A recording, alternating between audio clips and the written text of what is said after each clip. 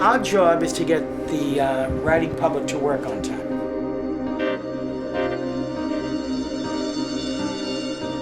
Often we get criticized. This is the oldest subway system in the United States, and there's a lot of maintenance that goes on here. All we want to do is make sure the T is safe for the riding public, and we're going to make sure that happens.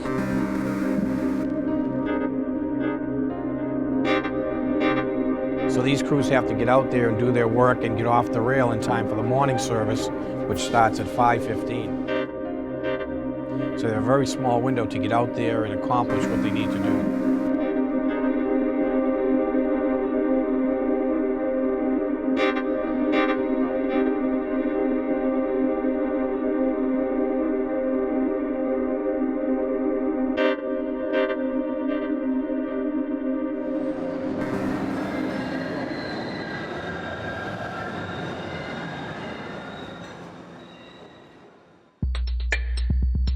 Boston, they stay open, they stay out 24 hours here. People work at that time too, and they need to get around, and so they don't have no cars. So they depend on the tickets. You know, from what I know, that Boston had the first public transportation system. It needs to be updated a little bit more. In my mind, if you have the first, you should be the furthest, because you know you've had time to develop. In the city, it's easy to walk around.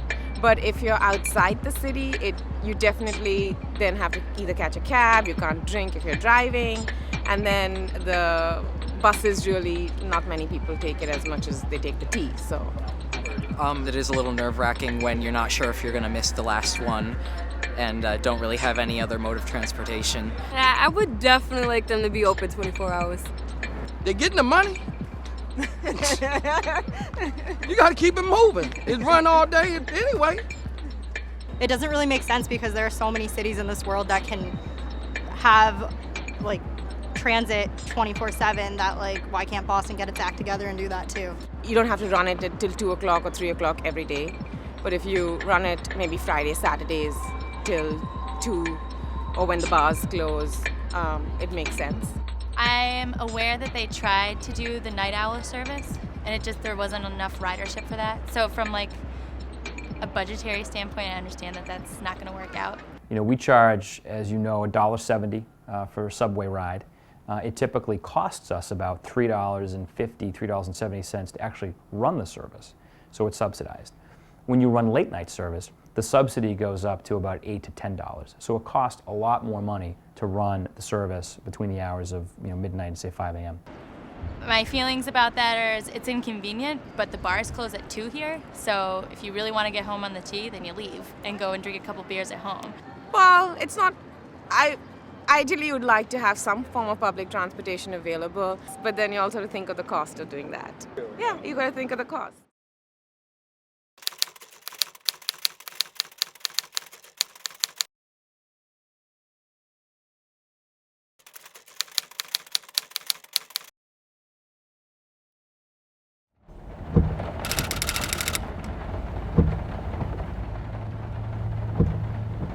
Actually, now we're going to take it right out to what time will they be starting, you know?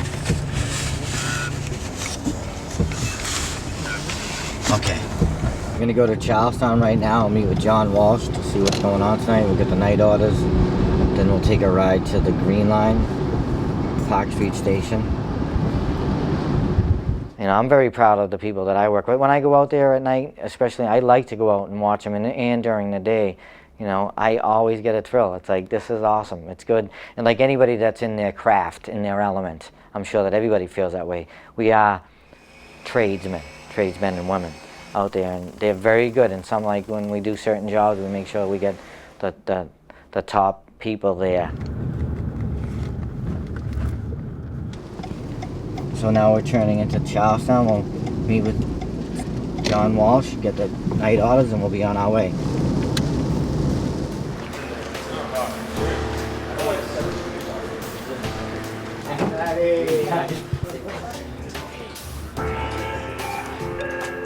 Johnny Walsh. How are you doing?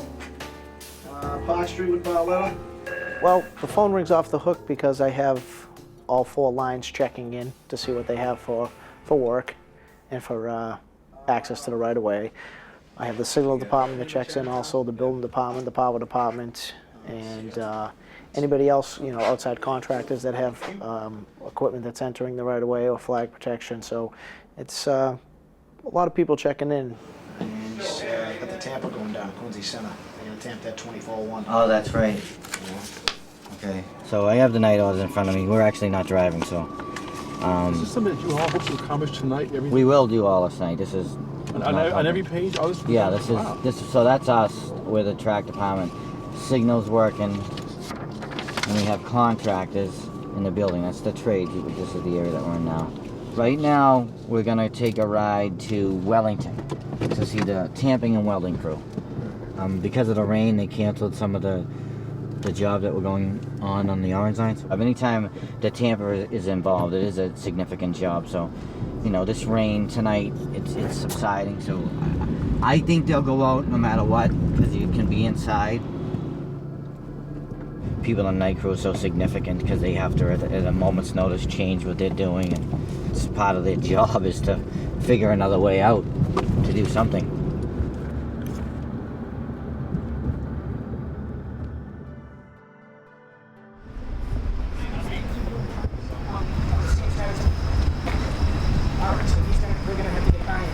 Okay, good. Just kind of a busy night. Thanks for your help, all right?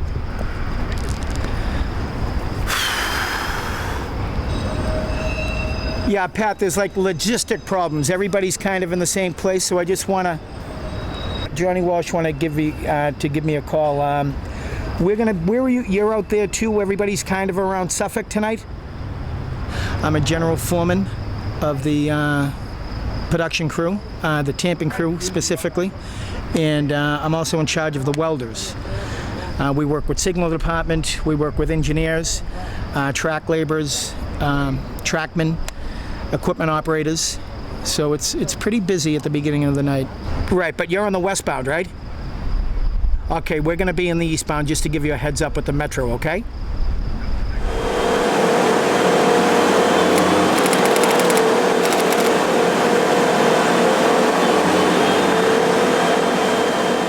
It does a variety of things. It lifts rail, it can throw the rail, it takes out cross-level issues, it can takes out line issues, and very simply puts the rail back to where it was when it was designed, you know, 50, 60, 80, or 100 years ago.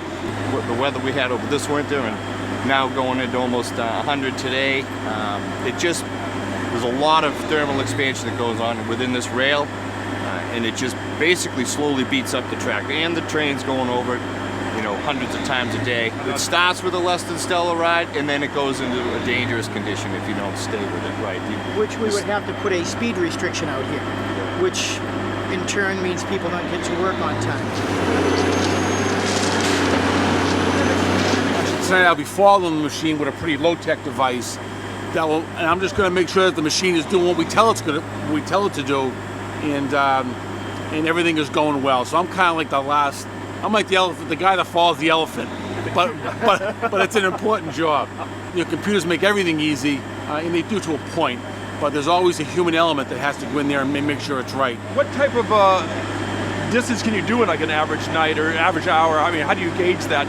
You run the machines. How do you know how to get this thing up and running? On a tangent piece of track, which means a straight track, with no impedances, we can maybe do up to between 1,000 and 1,500 feet.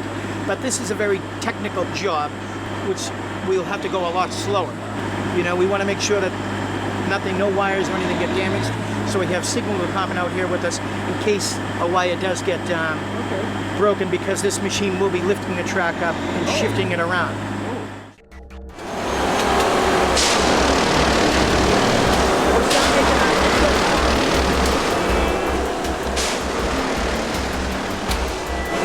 We have 2 of these machines for 4 lines. We have 2 other smaller machines called the spot tampers. These are rollers. Just can take the rail and kick it to either way, up and down. Those are the tamping heads. Those are the actual tamping mechanism that go underneath the tie. The tamping heads come in here. It's a slower process. You can't just go right through it.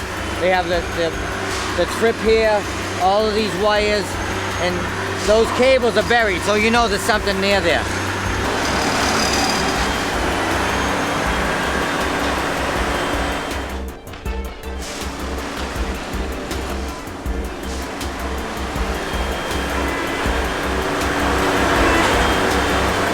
This part here is very intricate. You need to have someone really good with the headphones speaking to the operator. This would screw service up in the morning. So the operator can see a little bit. The two guys on the side with the headphones are speaking directly to the operator now. The object, they don't want them to hit the rail, the ties, or any wires. So they're looking out for any wires. Before the job, they usually go up ahead and they check to see for any wires. We just took a picture of the track, and the machine says one thing, but myself and the engineers say another thing. So we have to make sure that everything is in sync with one another. They're plugged in and they're telling us what's coming up, so we kind of balance the difference. We split the difference, you know?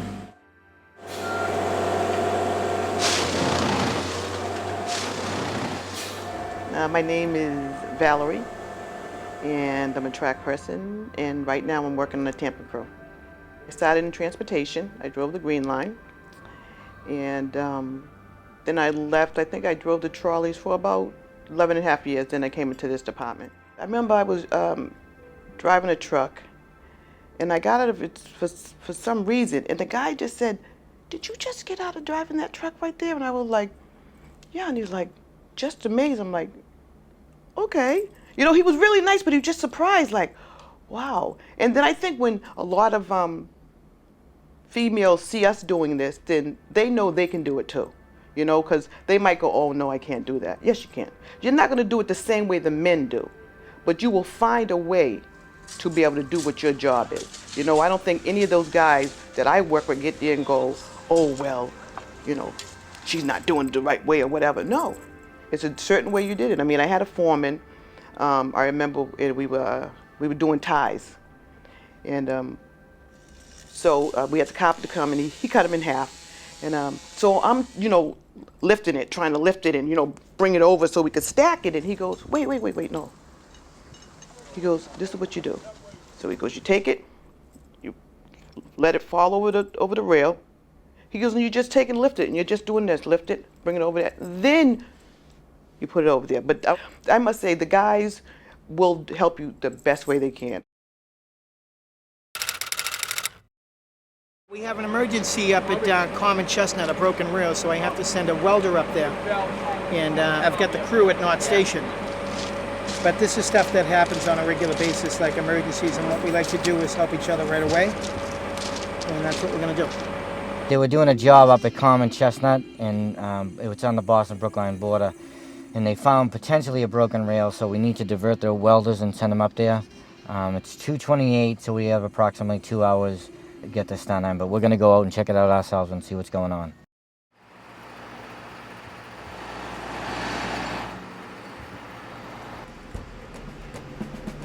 Probably just get a rod and burn this right now. Yeah, that's what I'm burn saying. this right here. All right, let me get the lead. Just checking the cross drives as I usually do. Come across this, as you can see, it's a cracked rail just from, well, overuse obviously. It's going to be replaced down the road, but it's a good find. It's been welded before, but obviously it needs to be taken care of before service. We can't leave it like this. If this piece flaked off, the train could actually climb right out of here and climb right out of it. So all the wheels would just follow the one? Oh yeah, you'd be in the middle of the intersection probably sitting for the rest of the day. It's all about getting service back in the morning. So even if a job may be very important, it may not be as important as a broken rail that would stop revenue in the morning. So that would take priority.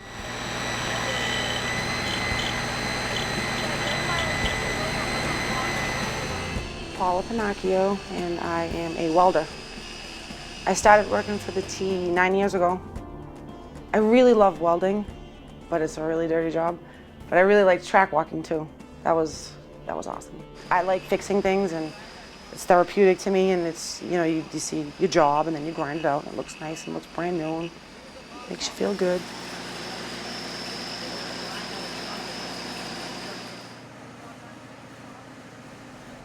Welding is, it's just, you gotta be really safe with that. You gotta have your helmet, your safety glasses, your mask, and that all sucks. Like in the heat, because like in the tunnels, like the mask, it's like slides all over your face. It's awful. Just being cautious and safe, because you know I can get burned. I get sparks that go in my helmet. Thank God I have all that other protective stuff on because it can go in my eyes. And it hits my legs a lot, so it burns my jeans and goes into my legs. So basically, you just have to be careful of everything that you're doing. And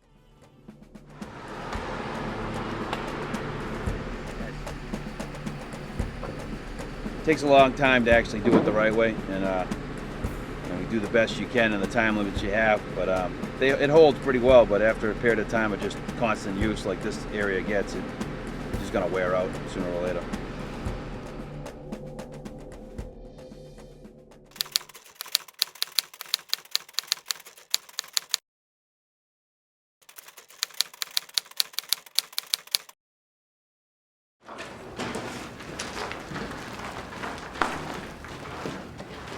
By the way, this is all cut and cover construction up here. See the beams? Cut and cover. Well, they dug down, opened up a big cavity in the street, and put beams across and then poured a concrete ceiling. Much of the digging was handwork by laborers, largely immigrants from Ireland and Italy, and there were thousands of them at work at any one time. Basically, they did in 2.5 years what today I think would take equally long with modern machinery, largely because of permitting requirements, largely because of environmental considerations. None of that was taken into account in those days. If you look above, you'll see the trains passing over your head. Look.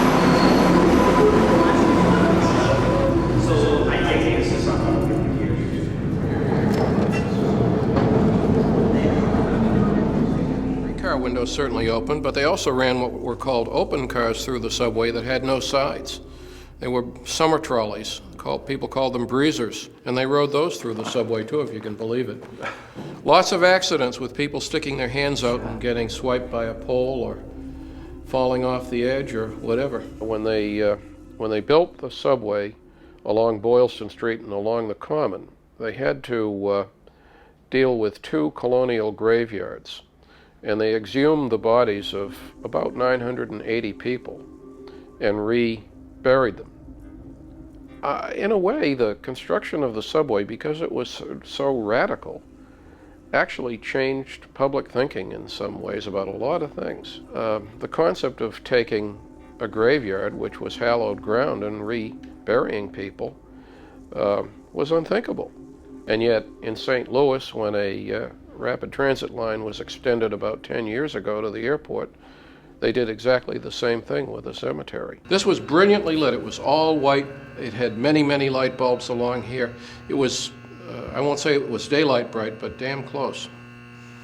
The concept of going underground to travel was definitely new.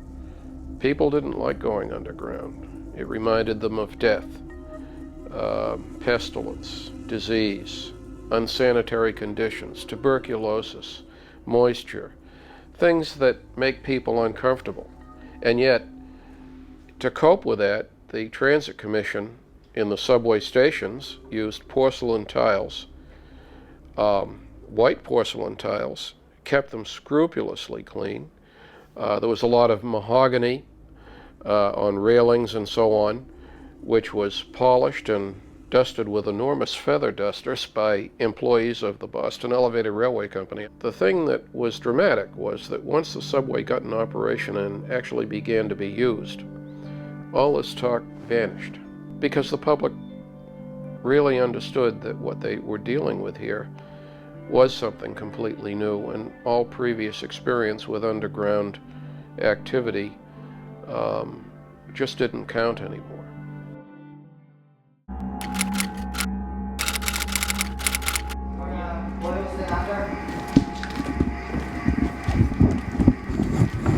So this is obviously not in use anymore. No. How old is this? It's over 100 years old. Wow. Actually, something's going on here. I don't like that noise. Oh. Should we run? Should we run? No, I'm not kidding. That sounds like an alarm, doesn't it? Yes, it does. What's going on? It's flooded down here. Something's wrong. All right, guys, listen, I'm not kidding. There's a problem with the pump here, and I'm glad we came down. We went down there. I had been down there recently, so when I went down, I started to panic because, you know, I had seen a significant amount of water. So this is an abandoned tunnel, and we hear an alarm going off, and we go down there. I think, how long has this been going on? This is not like this. It's not supposed to be. That's why I thought that alarm sounded odd. This is an active pump. It works, and it's not working right now. We gotta get someone down here right away. So I called it in that night, and they fixed it. But that's something that we have to. We have pump systems throughout the whole T, and you know, groundwater, different reasons why we have water, and if they fail, it is a bit scary. You know, there's a lot of things that can happen. This is a pump room. It's supposed to remove water from the lowest levels of the subway. The original system probably dates back to 1897. The pump probably has been replaced a couple of times, though.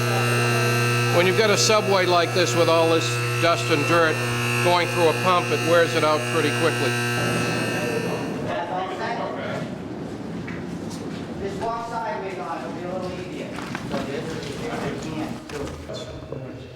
Over there are civil defense supplies put here in 1963, anticipating a nuclear attack. In 1961, when service from the south end ended and they closed off the tunnel, they came up with the idea of using the tunnel as a fallout shelter. And they put civil defense supplies in the outbound Tremont Street tunnel, literally filling it to the ceiling for a distance of perhaps 200 feet.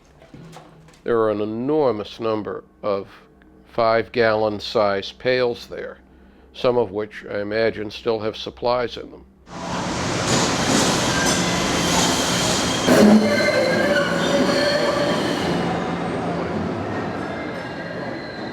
An operator in those days was very, very busy compared to an operator today. The windshield wiper was completely manual. You had an operator then that was running the car, bringing it to a stop, opening doors, making change, handing out transfers, moving the windshield wiper all by hand.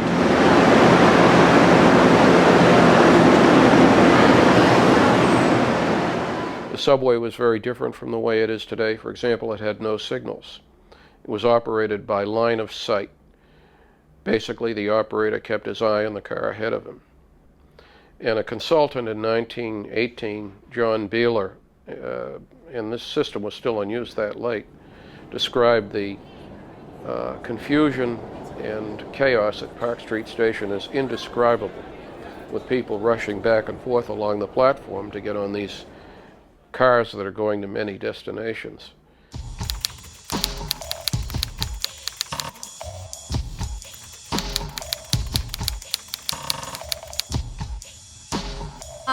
I think just some people like embarking and disembarking when the train stops, seeing people, you know, running in and the doors closing, and, you know, I'd rather miss the train than play roulette. But some people do, and that's a little scary because you think you're going to be doing CPR eventually, you know. We use the cameras up above mainly for passenger loading and seeing what's going on within the stations. The same cameras that you see above are also accessed by our transit police department, and they use these cameras, you know, from a police standpoint. I have never seen issues on the inside at all. I mean, you see some people who do some dumb, obnoxious things, but otherwise it's generally not too bad.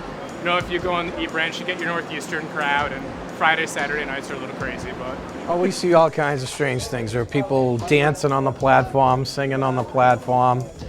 I'm sure there are some dispatchers early in the morning or late at night that can attest to some other strange things, which is probably, if it's PG, I'll avoid and leave that alone.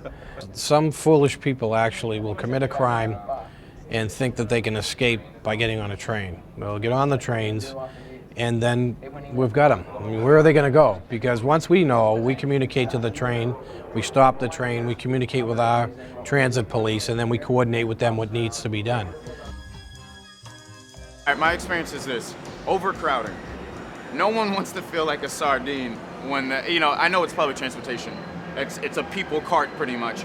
But you're crammed into a really small space, and it's not like once they get crammed, the driver says no more people on the train. They want to cram it as much as possible. They don't stop it. When I used to drive the trolley, I didn't let them, I always asked them could they step behind the white line. They didn't understand it, you know what I mean? And they're like, well, the trolley's crowded. Well, there's always another trolley coming behind me, or, you got the trolley in the back of you. But like I said, I like to see the corner of that door. Because if I see the corner of that door and I can see a car and it looks like it's keeping up with me, then that means it's looking for it, it's going to be taking a turn. You ever see that happen very often? Guys trying to beat the train here? Oh yeah, and they have been accidents all the time. The train will hit them. Especially around here on Calm Ave. Like 2 weeks ago, we had a driver try to cut in front of it, and the train just took him out. Dragged about 100 feet down the street. So when I see it there, in my mind, I'm still thinking, watch out for this one right here. Because I've seen it so many times. If you give that trolley maybe a couple of seconds, trust me, it'll be away from you. You'll be able to do that turn. You know what I mean? Or just stop, just give us a couple of seconds and we'll be past you. On the green line, passengers will walk directly in front of a moving train, no vest, no nothing, and stand their hand right up like they want the train. Like the train can stop on a dime. Cars chase you down Beacon Street and Calm Ave just to cut you off. Students, their vehicles, just the everyday life, cyclists. We're always running into issues where the pedestrians are always interfering with service because of accidents or whatnot. No, I haven't seen anyone get hit personally, but I lived nearby where a kid got hit on a bike a few years ago, down by South Huntington, in the E branch. So, you see some pretty scary stuff. I almost hit somebody one time, which was probably the scariest moment of my life on the trains. So now I throw the thing in like full brake, and I'm sliding at him, and he's looking at me, and he's like, and I'm like, oh my God, and I just passed him, and I was like, I freaked out. And I saw that it was like a guy, like a young, probably 25-year-old guy. So the kid that was doing the doors, like I don't know how he found the kid that was in the tracks. He goes, oh, this is him right here. And I walked over to him and I was like, why were you in the tracks? What on? He was like, drunk, obviously. And he goes, oh, I had to pee. And I'm like, why don't you pee on the platform like everybody else does? Like, why are you in the tracks? I could have killed you. Well, unfortunately, we just recently had a fatality where one of the students was chose to walk along the right-of-way to get from one location to another. There's an element of celebration at the college. Fraternities they get involved with, and sometimes when there's, you mix alcohol with walking close to the right-of-way, it's a detriment to safety. When I would see these young kids, oh boy, I'd get a little nervous because my daughter was in college just up until a couple of months ago. And I would see these young kids, first time away from home, away from mom and dad, and they get their hands on maybe alcohol or whatever. And you just see them running across the street, and you just want to go over and talk to them. And a lot of times they'll come up to us working. And I've actually seen a couple of these kids that I've either known their parents or went to high school with my daughter, and it's like, oh, Mr. Nave, how are you? And I'm like, oh, pretty good, thanks. How are you, This is a huge college city, and it's, obviously it's college oriented, and the clubs and the bars are catering to this. So you have students that are out there getting out of the clubs and the bars at 2 o'clock, yet they have no way to get home. I'm a college student, meaning we like to go out and party, and it sucks because if you want to have a cheap ride home, you can't. You have to take a cab, and it's a hassle, and it sucks. I mean, the fact that they're going to say, why does the T close, isn't like a life-changing issue for me. You just want them to be safe and respectful, and you just want them to be aware of their surroundings more than anything else.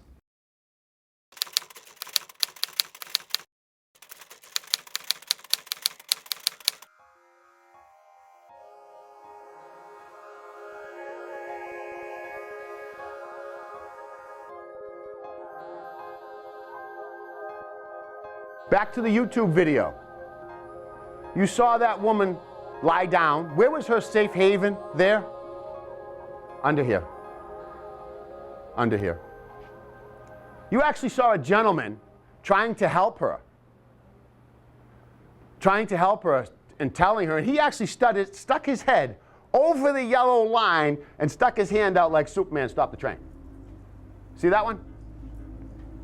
He's lucky the train stopped.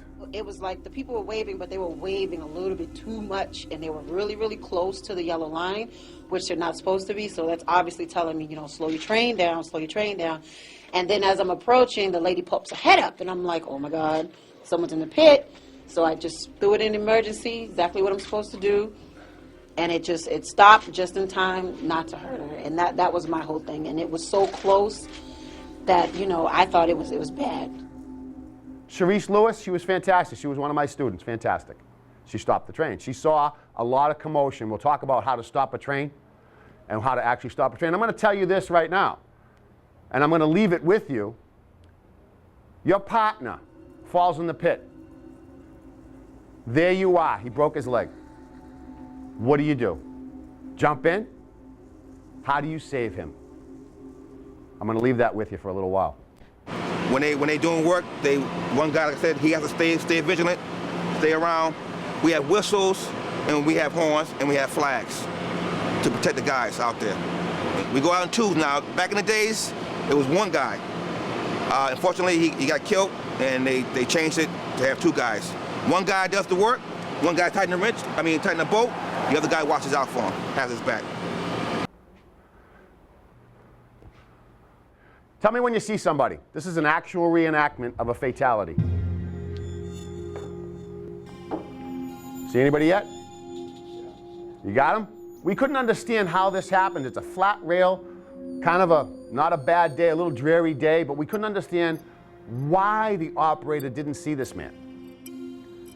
And what had happened to this man was a train had already gone by, and he thought he had a few minutes to tighten a bolt on a frog, and that's the frog there. All he wanted to do was tighten a bolt. That was it. The next train came up, and the ladder of the train that hangs down below the train hit him in the head, and he died. I don't mention the man's name, but I will tell you, after this fatality, a bill was passed in the State House called the J. Power Bill. The fatalities that we had, we all do the investigations and the reenactments, and the Surface Lines does the same on the buses, and you got to really be aware out there. Some of our instructors say that you really have to have a heightened sense of awareness out there. You can't just get out there willy-nilly and think that you're going to be safe. You have to really take precautions and protect yourself. We'd call the dispatcher. We'd give them the number of people in the crew in the area we're going to be covering. And they'd alert the trains that there are track walkers in that section. And then that's the first step. And then we'd go out there and do inspection.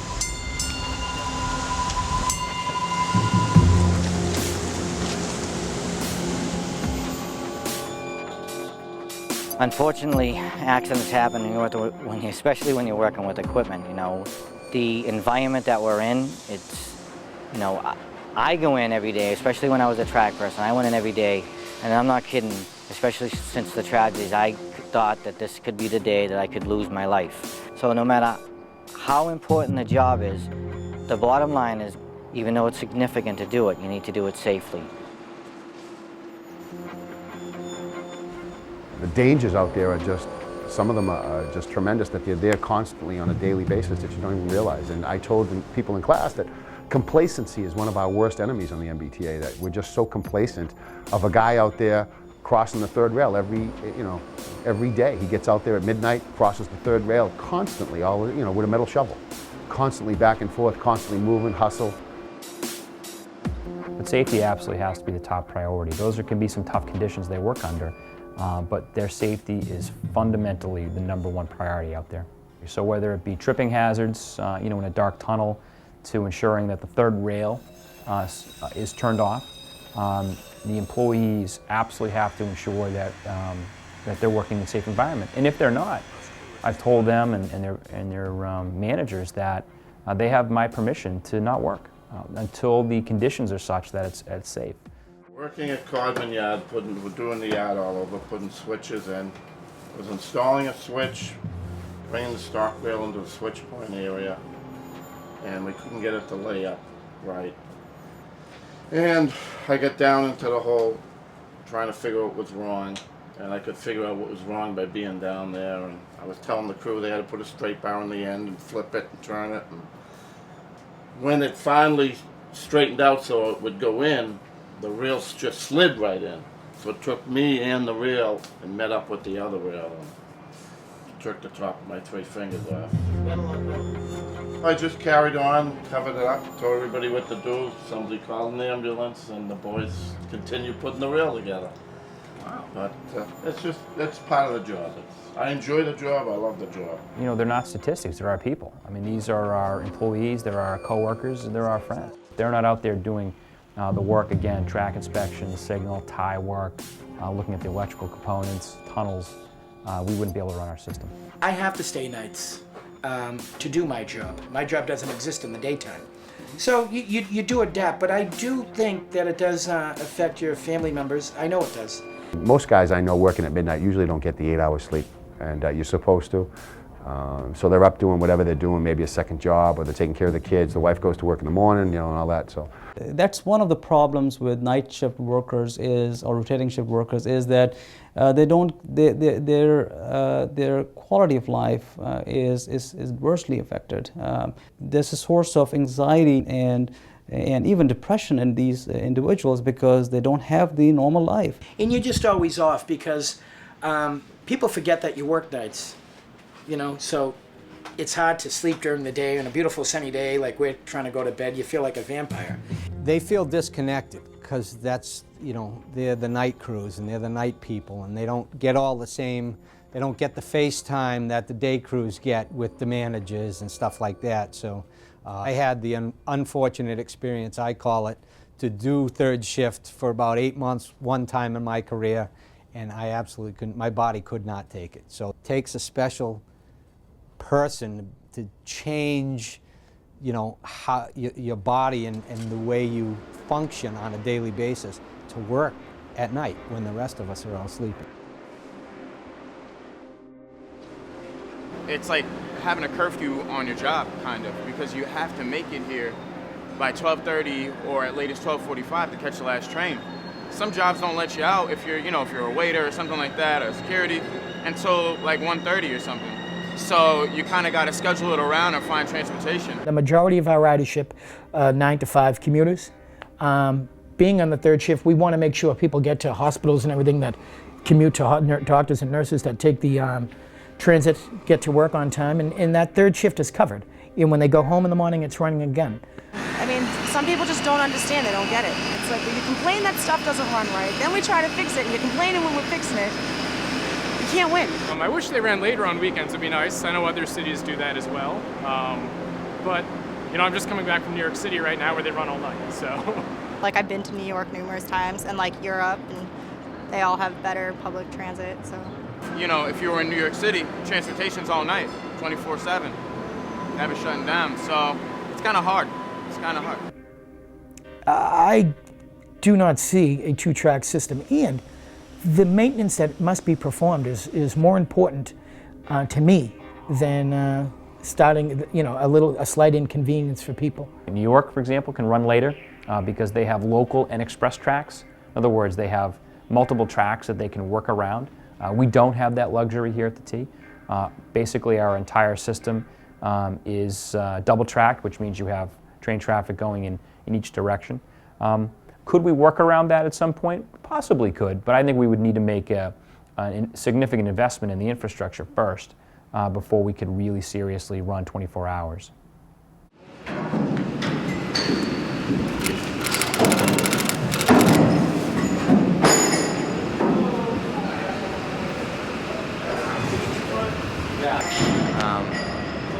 Looks like they have a 4-wheeler on there. They're replacing bolts. Usually we'll go prepare for the job, we'll get the tools ready, throw them in the back of the truck. We have to wait until service ends, which is approximately between 1 o'clock and 1:30 each night, and depending on what's going on, sometimes it's later.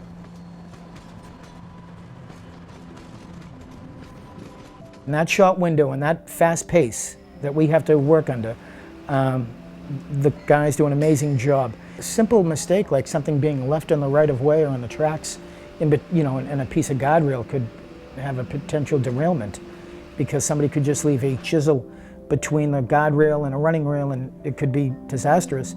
That's why we always have people inspect the job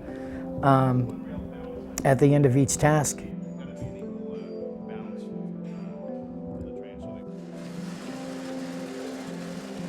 I have family members that take the T, and that's what I think of when we're trying to keep the T safe, is that if I want my mother or my sisters or my nephew or my brother to ride the T, I want them to be safe, and we're going to make sure that happens. We all get stuck behind the horror stories most of the time. I've been trapped on the T because someone was trapped in the red line earlier this year. They fell through the station. You hear about that, but you don't normally actually experience it. It's so rare to actually be experiencing it. You just feel the end result of it. And that is hardly at all. Compared to coworkers who commute, my ride is stress-free. Every single day. It's the ones that stand out. They stand out because they are so big. This is the oldest subway system in the United States, and it needs to be maintained, or people could get potentially hurt. If the tracks aren't maintained, you'd have more derailments, you'd have accidents, and unfortunately that could lead to fatalities. So the task we perform is crucial.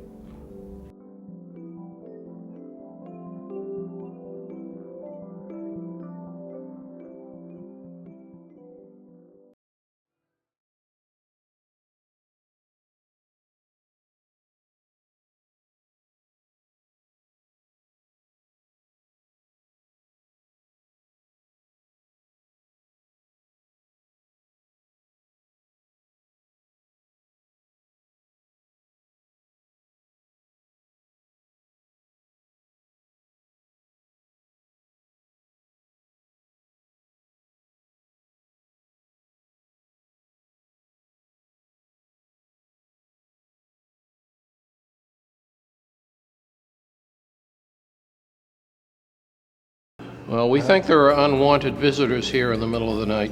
Oh, like rats, I'm sure. No, we think of the human variety. So I'm working, and I had to climb up a ladder to pull a power box, and I had a flashlight in my mouth. It was creepy. And as I got to the top, I turned my head, and there was a person there, and he said, "Hey, how you doing?" And I was like, I screamed, I almost fell off, and he was just hanging out, and he said, "How you doing?" And I said, "I'm okay, how are you doing?" And he was living there. Now here's some popcorn. That's a window. And here's more potato chips. He was a real polite guy. I asked if he needed help, and the guy was a college graduate who had just come across hard times. I would advise you not to step there. I happen to think it is something you don't want to step in. Because I think the eating place is also the bathroom. Oh, okay. Duly noted. So there's a can too.